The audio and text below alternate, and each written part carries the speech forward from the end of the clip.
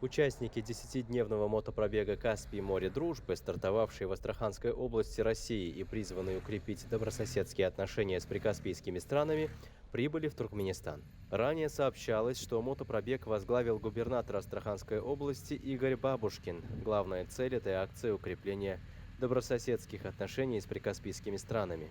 Сегодня я вижу, что Аваза также прекрасна. Мы очень рады здесь оказаться в составе делегации, участвующей в мотопробеге под названием «Каспий. Море дружбы». Мотоциклисты прибыли в Гарабогаз, где их тепло встретили официальные лица восточного региона страны. Далее группа проследовала в национальную туристическую зону Аваза и остановились в отеле «Беркарат». В рамках визита участники мотопробега посетили достопримечательности города Туркменбаши, а затем участники мотопробега направились в Ашхабад. Первым делом, прибыв в Авазу, мы искупались в Каспийском море.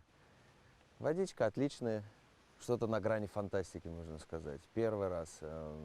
Дороги, ну как мотоциклист, хочу сказать, выразиться о дороге, дороги идеальные, как стекло.